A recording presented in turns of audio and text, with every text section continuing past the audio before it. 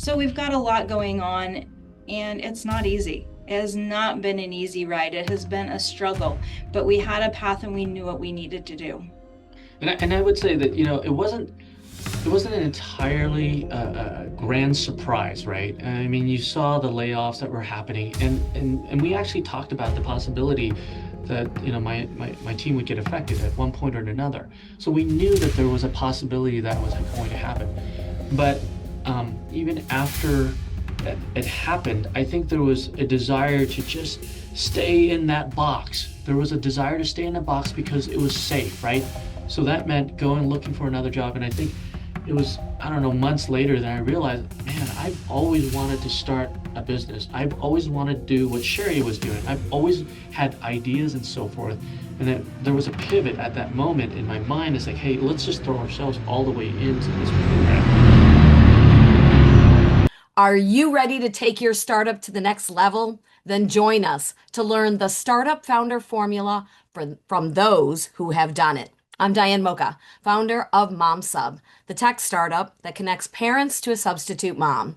Today, I'm with Larry and Cheri Salazar, a husband and wife dynamic duo who are bringing the American dream to the working class. Larry spent more than 25 years in marketing for fintech, health tech, and real estate companies. Cheri has been a licensed realtor and property manager for 7 years and started her own brokerage more than 3 years ago. Together, they launched their company NestSTEPS after thinking about their own struggle to buy their first home when they were growing their family. Larry and Cheri came up with the idea to create a path to home ownership through an HR benefit. Now, their clients' employees have an automated system to save for a down payment, get matching funds from their employer, and access workshops to better understand real estate. Thanks, Larry and Cheri, for joining us today. Pleasure being here. Yeah, thank you for having us. Awesome. So you seem to be creating a new category with your startup, and we know getting traction for that is hard. So I want to know, was this your biggest hurdle, or was there something else that was the most challenging obstacle you faced as a founder to get your startup off the ground? Do you want to take it or do you want me? You can start with this one. I think that is one of the biggest challenge. I mean, just creating a new category because after we built our product, after we put together the entire solution, after we were able to drive some capital investments and so forth, all those things lined up. But the biggest challenge continues to be getting people to shift their mindset, right? When you talk about employee benefits, people always think and jump right to insurance, right? Health insurance, vision, dental care, and so forth. And then you go to 401k. And the rest is this hodgepodge of different ancillary benefits. And so for them, thinking another major contributor to helping employees succeed is just so out there, right? Because they're so used to what's already been out there. So for us, trying to change people's mindset and understand, hey, the workforce is changing, right? And there hasn't really been a tremendous amount of innovation in this space for a long time, for a couple of decades. And we're looking for ways to connect the impact of benefits to retention to productivity. And that's something that's very different for people. Right. And we've gone through the same thing when we've brought our childcare benefit to employers. Oftentimes we find we have to talk to them about the ROI, right? That's right. How much are they going to save as a result of better retention, better productivity, even better recruitment, right? To use as a tool to bringing people in. And I know there were already some stats out there about childcare benefits because there have been some other companies that have paved the way. So did you have stats and did you have specific metrics you could point to, or did you have to wait until you got that first case study? No, we actually were able to leverage a lot of good data that's out there. In fact, there are two case studies, well-known case studies, one with Fannie Mae and one with Aurora Health in the 1990s, where they implement a narrow scope of housing benefits. Basically, they offered grants for down payment, and they ranged somewhere between $3,000 and $10,000 per employee. But they were really golden handcuffs, and they really were tied to making sure that you stayed at the organization. Otherwise, you'd have to pay it back. But even in those cases, they were able to drive 50 to 65% reduction in turnover. That's an incredible number. So when you tie that to the real cost of a turnover, which, you've got SHRM, you've got Gallup, you've got other organizations have studied this intensely, and it comes to about 50 to 200% of that employee's salary that you're trying to replace. And so when you think about 50 to 65% reduction, we're talking about thousands, hundreds of thousands, and depending on the size of your organization, it could be millions of dollars in turnover cost that has been shifted away toward building loyalty.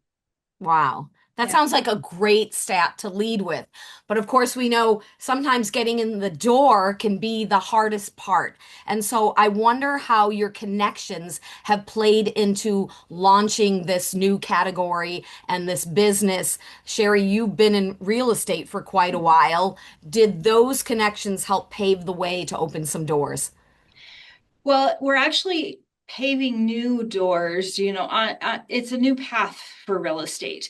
So the real estate connections don't really get you in the door with companies that way. Um, but one of the things that we have seen, the media is talking over and over and over again. It's like, it seems like it's on the news every night, something about the cost of housing, how to, home ownership is impossible. Nobody can get there, So that narrative and the fact that so many people in the world right now is focused on that particular aspect of people's lives really did help drive engagement. So we can lead in and say, we're going to help your people become homeowners. We're going to help them be stable. We're going to help them be able to secure their position in your communities and stay with you. That actually turns heads. Okay. And I wonder how the attitudes that have been shifting have worked either in your favor or not in your favor, because we do hear there are a lot of people in that Gen Z category that are almost opposed to home ownership. And I think part of the reason is they were kids when their parents were going through the Great Recession caused by the real estate crash. I know my kids, have a little bit of a push against the whole idea because they saw their parents experience hardship because we had a real estate business. That was my first business, and it took a big hit and it was very difficult. And so there's a lot of hesitance to, is this really the best place, to move forward, or is renting better? And so how have some of those attitudes impacted your ability to really move forward with this business?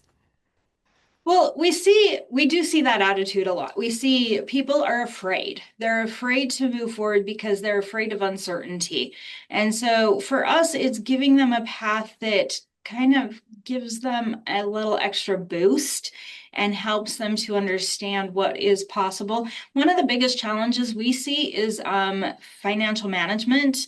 So when we talk about housing crisis, I don't see it as much of a housing crisis as in an affordability crisis as in a spending crisis.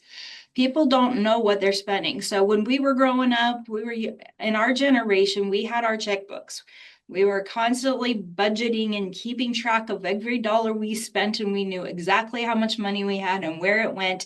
And people don't do that anymore. It's all digital and they don't pay attention. It's like, oh yeah, I think there's money in my account, throw it out and let's go out to eat, or let's go grab Starbucks or whatever, So people aren't paying attention to their finances. And that's really the biggest challenge and the biggest issue that people have. Once we get them secure in their finances and understand where their money is going and how to save, we expedite their savings in our program. And so with that, then they're more confident and they're more willing and able to say, yes, I can do this. Nice. And so, speaking of budget, we know with a tech startup, there's a lot of upfront costs. I don't know how much technology is a part of what you're creating and if it's specifically focused on a platform and putting it forward in that way, almost like a SaaS. And so I wonder, you talked about capital in the beginning, was your initial focus in creating the product first, then getting the capital, then getting the clients? And how difficult was that? How did you build that product? Where did you get the capital from? Did you have to put in your own and bootstrap, or did you find investors? And then, how tough was it to get the clients once you had those two in place? So I think for us, when we originally were putting together the solution, we were actually going to use a third-party platform. And it wasn't necessarily something that we needed to worry about. But as we were, continuing to progress, we realized that the platform wasn't really going to scale with us. Third-party providers are going to be focused on what they want to provide and so forth. And frankly, the business model did not lend itself to using that specific platform. And the platform is central to our solution. And so we ended up making a decision. I still remember this one day. I was taking a shower. I was thinking, and all good things, good ideas come from the shower. Okay. You're just alone and you're thinking, and there it was. I realized we need to build our own platform. We need to have it purpose built so that it's scalable, so that it's relevant and purposeful for everything we do, and eliminate all the noise that other third-party platforms might have specifically for our use case. And so that was the decision that we made right there, right then. And we began looking at the business case, looking at, say, for instance, the capital that we would need. And at first, we weren't really sure where to go. And uh, for a lot of startup founders, I don't know how they are, but for me at least, I think there was a lot of prayer, right? Cheri and we had a lot of prayer. Where do we look? What do we do? And we were able to initially find an investor to provide us with the capital. And since then, we've built that product and we continue to evolve it. We've started building partnerships with other technology providers in order to even enhance it. And so it's been a very critical part of our solution because the platform is what shapes behavior, financial behavior. And it is what allows us to be able to say, hey, we're not just going to help you get into a home. We're going to help you stay in that home through that behavior management. And also for the employers, we're able to provide visibility on the progress and the impact of the program, and not just, utilization data or survey information, right? hmm And as AI has come on the scene in the tech world so strong in the last, year plus, I wonder the impact that that's had. Was your MVP already done at that point? And did you utilize any AI to make it stronger or add, features or things that maybe some of the employers and potential clients had been asking for? Or did you shift the focus of it in any way? Or did you say, hey, we're not worried about keeping up with trends. What we're doing requires a different kind of focus. How has this trend in the tech startup world impacted you? I think the development process was aided heavily by AI, right? We had someone who was very seasoned at coding, but the process of leveraging AI to at least get some of the basic codes in place basically allowed for us to trim a lot of time and therefore a lot of costs. So the development side, I would attribute a lot of that to the AI assistance for us to be able to get it at such a low cost. But more importantly, we are also integrating AI into our platform now in version 2 in order to help us scale even more effectively and reduce the overhead costs for one-on-ones. We're still going to provide one-on-one guidance, but there's a lot of mundane tasks that an employee goes through with their advisor that can be leveraged through AI. And so that's what we're doing. And so I think there's a lot of people who talk about AI and how it's going to replace people and so forth. Really, in our opinion, AI is only helping the process. It's not really going to replace, it's going to complement the people who are working on programs. Nice. We know that one of the biggest challenges with a startup is that 0 to 1, right? Just getting from the idea and even, the pivots along the way to where you're really feeling like the flywheel is moving. And so, what did you do to get that very first client? How long did that process take? We hear about sales cycles. What department were you going through? And what was it that really finally got them on board? And how easy was it then after that to do a study to be able to get another one and another one? You want to address that, or do you want me to do You're the one that's been working on the sales, so that's your category. our first client was actually came on board pretty quickly, and just this the story of what we're trying to do is very compelling to most people. But since then, we have seen a lot of interest on a lot larger organizations, right? And so that process of getting them down from the top of the funnel to the bottom of the funnel is taking a little bit of time. Now, keep in mind, we launched only in late August of last year, so we've only been in business for a few months. But what we've done to accelerate this is we had to recognize the fact that selling directly to employers is is important, but we also realized that a lot of employers use benefit brokers, right? They leverage those benefit consultants to make the decisions for them, or at least help them make decisions.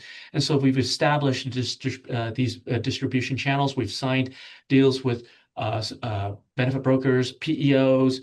We have marketing partnerships with another PEO that is over $1 billion value. So the point of it is, our focus now is continuing to maintain that direct to employer approach, but at the same time, we feel that the more important approach is to expand our distribution, and that's super important from a scaling perspective, because I would have to hire a very large sales force to go and sell to all these employers, when in fact the benefit brokers, the PEOs already have these employers in their book of business, and all we need to do is work with them to introduce us, and that makes it a lot easier. And so for us, that's the path that we're doing in order to accelerate our growth and penetration into the market.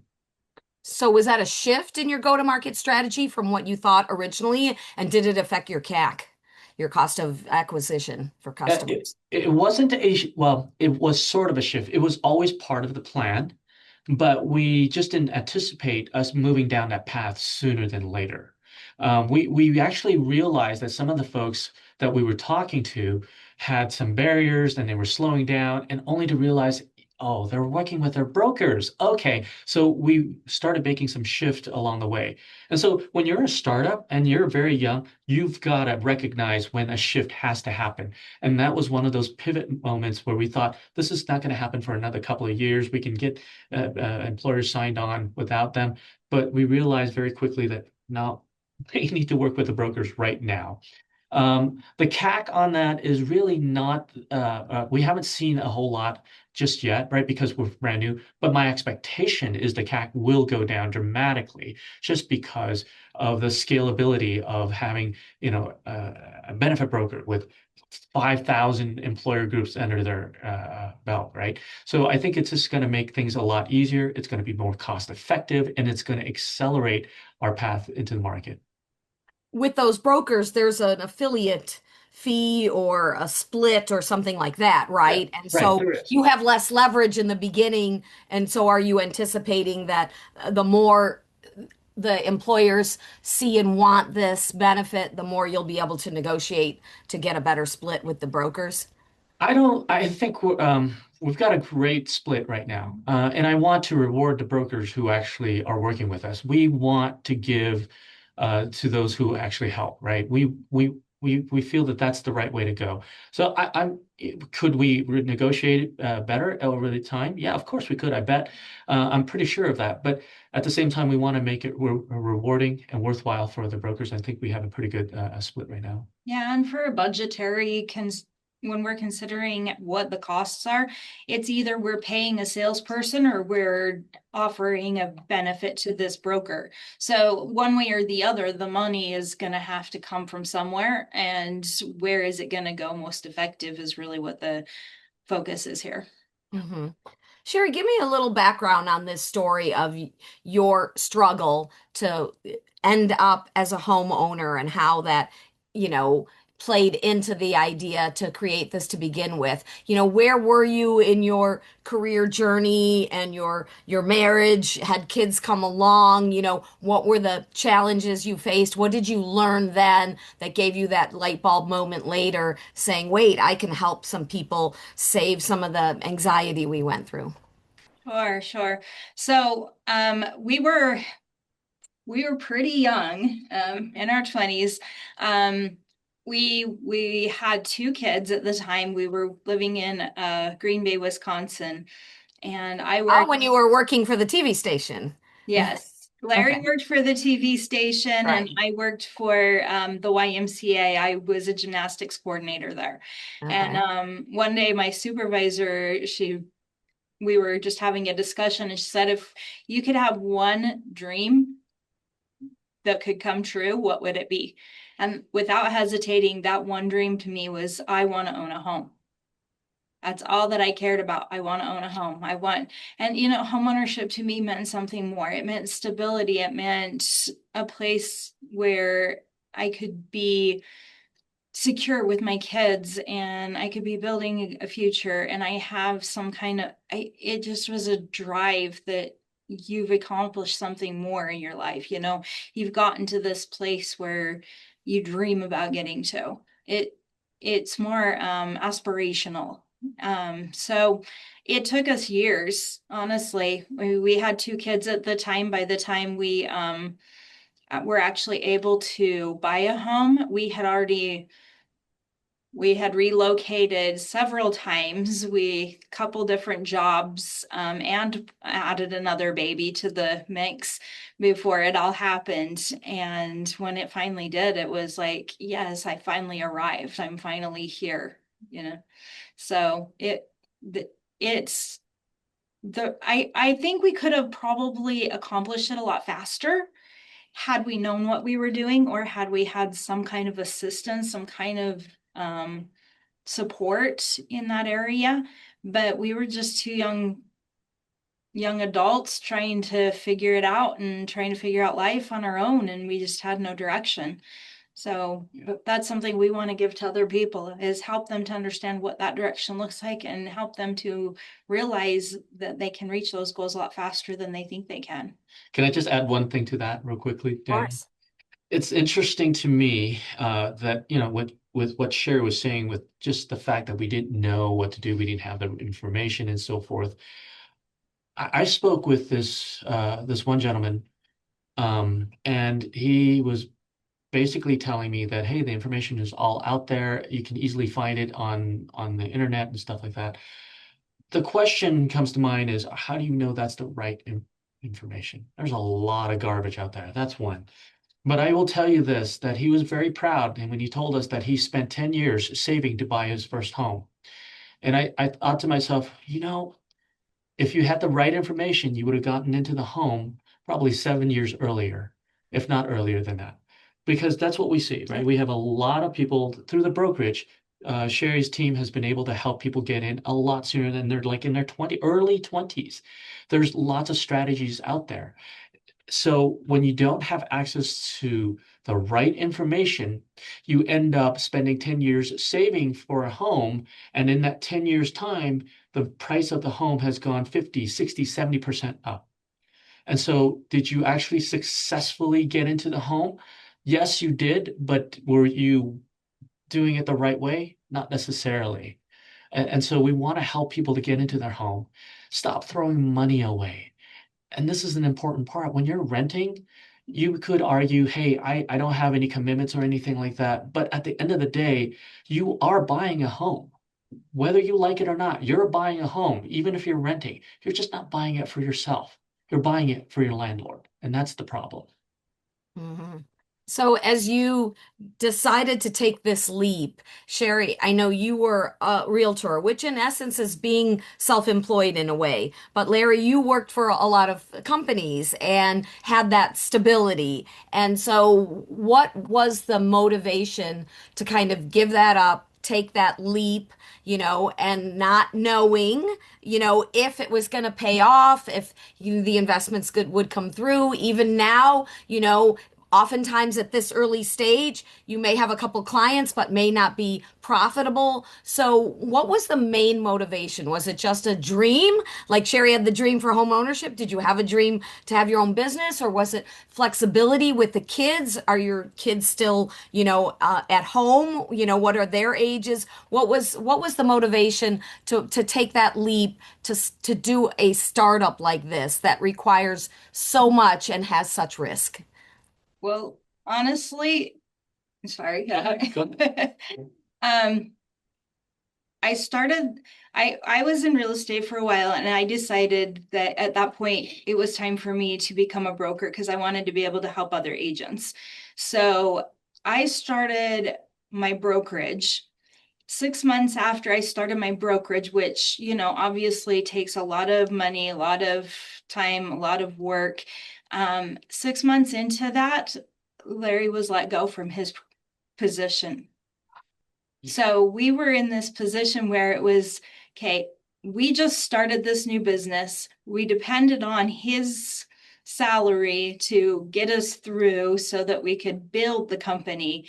And then this NestSTEPS hadn't even become a reality yet. It wasn't something we were thinking about. We were kind of visualizing an idea, but it was not something we were planning on bringing to be a thing yet. And after, when he lost his job, we were at a place where we were like, okay, we have to do something. We have to figure this out. Threw everything into building the brokerage, but then started developing NestSTEPS along the way as well. And it's just been a long process, a lot of going on. As far as kids, we have one at home still. We have 5 kids total. Wow. But one is at home still, the others are adults, so we're still supporting him, still supporting our 18-year-old too, who's just getting ready to head out to college. So we've got a lot going on, and it's not easy. It has not been an easy ride. It has been a struggle, but we had a path and we knew what we needed to do. And I would say that, it wasn't an entirely grand surprise, right? I mean, you saw the layoffs that were happening, and we actually talked about the possibility that, my team would get affected at one point or another. So we knew that there was a possibility that was going to happen. But even after it happened, I think there was a desire to just stay in that box. There was a desire to stay in the box because it was safe, right? So that meant going looking for another job. And I think it was, I don't know, months later that I realized, man, I've always wanted to start a business. I've always wanted to do what Cheri was doing. I've always had ideas and so forth. And that there was a pivot at that moment in my mind. It's like, hey, let's just throw ourselves all the way into this program and come up with the right tool, right formula in order to make it work. Because things happen for a reason. I'm always reminded of this speech that I think Steve Jobs made at this graduation ceremony for college students, and he talks about how you can never connect the dots looking forward. You can only connect the dots looking backwards. And I think that when we look backwards, we see all those pieces that we thought were completely disparate are actually very much connected and related, and they drove one another towards a certain future. Mm. And I think, I don't, know what's going to happen in the future, but I think this drive and push and even accidental entrepreneurship it is going to happen more because AI is going to displace some workers, and things are going to shift tectonically, in the economy. And I think there's a lot of information out there, right? More so than ever before about how to take the leap, be a founder, be an entrepreneur. And there's more people that are going to find themselves, looking for work and not finding it. And maybe, trying the fractional route, but saying this is just kind of the same thing, but now even harder because I'm managing multiple bosses in a sense, and jumping into this world. And so I wonder what you could tell them about the things to recognize in terms of the advantages and disadvantages of saying, okay, I'm just gonna do this. I'm gonna, get my hand, dirty with trying to figure out how to run my own business and make it work that way? Well, first of all, I would say don't quit because guess what, people? It's not going to be easy. It is not something that you jump into and it's just breeze through and everything falls in place and it works perfectly. There's going to be bumps and bruises along the way, and you have to be prepared for that, but it's worth it.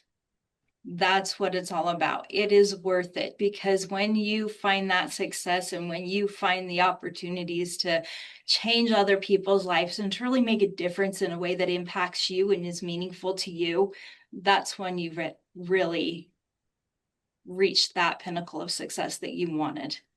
And it takes time. We're still building. Obviously, my brokerage is 3 years in. NestSTEPS is less than a year in. We're building 2 companies at once, and it's a lot of work. And you will have to grind, and you will have to have sleepless nights, and you will have to just throw everything you've got into it. But it's worth it. Yeah, it's not for the faint of heart, that's for sure. I mean, and it's hard. You start your own business. It's difficult, like Cheri says. And there are days where you have to be at the 30,000 foot level thinking strategically, and then days you actually maybe in the same day and maybe even in the same hour you have to be on the ground level executing, and you have to wear multiple hats. But that's where you start to grow. And the more you do that, the more you realize, wow, I'm capable. And what can stop me from being able to achieve greatness in this endeavor, right? The more you put yourself to it, the more confidence you build. And yeah, there's going to be days where you falter, you're going to stumble and so forth. But if you can stand back up, you're going to get stronger and you're going to achieve your goals. I think that's really the biggest hurdle that most founders have, is that they give up too soon. They give up too soon and they don't give themselves enough time and frankly forgiveness in the things that they've done wrong, to say, hey, I can make this happen. And if you can do that, if you can forgive yourself for those mistakes, learn from it, if you can stay with it, you're going to succeed. I truly believe that. Cheri and I both believe that. Yes, I've often heard that the people are the most successful are the ones that have had the most failures because they failed, they learned, and then they moved on. And I wonder through this process if you had a business model in the beginning that has stayed with you throughout, or if you've had to pivot with that as well. How does your business model work? How are you making money? Not the brokerage is pretty straightforward. We know that you get a portion of what your agents under you sell, and that helps to build and maintain that. But how does your HR benefits work in terms of your business model? Yeah. Well, I tell you, we have made some adjustments along the way, and that's the important part, right? Because we know that a plan is only as good as until somebody challenges it and say, hey, you know what? Maybe that won't work, right? And so that's what we found out. And we found that our plan, for the most part, has been directionally great, but there were some changes that we had to make. For instance, when we originally developed the solution, like I said, we had a third-party platform, but it didn't work for us. And so then we had to build our own product, but that also changed the monetization structure. It allowed for us to actually monetize on a platform rather than use somebody else's platform. So that was a huge, huge change, because it really roughly accounts for roughly 40 to 50% of our new revenue projections. The platform was a huge change for us. Another thing was we had to take into account distribution channels, and like we talked about, and there's some cost associated with that. And then, of course, there's 2 new revenue streams that we've uncovered that actually do not affect the employer, do not affect employees. It's just revenue streams that we can leverage that we had not implemented or even thought of, previously, until I'd say probably about 3 months, 4 months into it. And these were all based on conversations with potential partners, conversations with even customers. So yeah, we've had to make a lot of pivots, but we were grateful for the insight that we got to make those pivots because they made us better and they Mm. made us more sound as a business. And having multiple revenue streams gives you like a security, because you can flex as you see some coming through more strongly than others. Yeah. So are the employers paying into the solution somewhat? Do you have partners like mortgage brokers or others who are helping with revenue as well? Yeah, absolutely. I All mean, of the above. all of the Yeah, above, right? yeah. And Yes. platform fees and other sources. Yeah, so the employer provides what we call a PEPM, right? A per employee per month, right? The employees, if they participate in the program, they pay a fee into accessing the platform and also the one-on-one advisors. There is a fee specifically from licensing brokerages that participate in the training and the education of, preparing for home ownership and so forth. And then there's a couple of other revenue streams that we're actually building out right now. So I won't go into that just yet, but they are there, and we're so excited for that because that's more revenue streams that than most companies could possibly leverage. And so, like you said, it provides for that flexibility, right? If one doesn't work as well, we can lean on the other much more. And there are a lot of options available for us right now, and all of which present a very win-win situation for both the employers and the employees. And I would argue for the brokerages, for us, for everyone who participates. Yeah, our And goal is really to make sure that it's a win-win for everybody. We want everybody to succeed and to win. To make sure whatever they're putting in, they're getting back even more Absolutely. Exactly. on all fronts. Yes.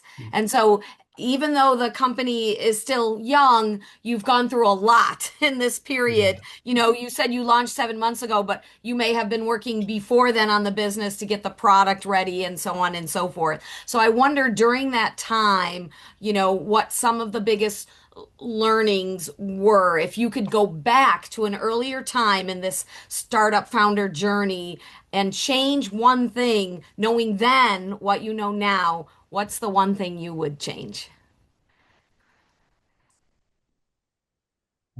I'll give my 2 cents. Yeah. Yeah, I think the biggest one was really the distribution channel, right? We knew that was going to be an inflection point for us, maybe a few years down the road. We just put too much emphasis on direct to employer sales. And it's not to say that that's not important. It is still important. It's just that we didn't realize the the breadth of which employer I'm sorry, benefit brokerages have on the market. And so that really forced us to rethink how we go about, where do we invest, how we go about selling into the marketplace, who do we need to cater to? And there's a mind shift along with that. The distribution channels are not just partners, they are actually our clients as well. You have to think about them as your clients. You have to make it so that they feel that they're getting something that's worthwhile on their end. And so for me, perhaps that is the biggest change. Yeah. And I would say probably the platform. I would say that if we had not wasted time trying to fit a square a round peg into a square hole, kind of thing. If we had been able to say, okay, the other platforms that are out there do not do what we need them to do, and we need to start from scratch right away, that would have moved things a lot faster. We probably would have been to where we are now a little sooner than we got. Yeah. And I think that's a great lesson because we hear so much about, hey, just kind of tape together any kind of MVP, and launch it according to the lean startup method, right? But if you're not really giving a solution that's a solution, is that the right way? And now there's so many more options to take AI and vibe coding and just create something that's more personalized and can perform the same sort of function like an MVP without having, like you said, to use those third-party platforms that are costing money and aren't really maybe exactly what you're trying to deliver anyways. So I thank you for that and for all that you shared today. And kudos to you, founders, for watching and listening. We invite you to give us a review and subscribe to the podcast so we can bring you more success stories on Startup Founder Formula. When you learn from others, it gives you the ideas and the motivation to keep pushing ahead. So get to it, build your vision, and leave your legacy.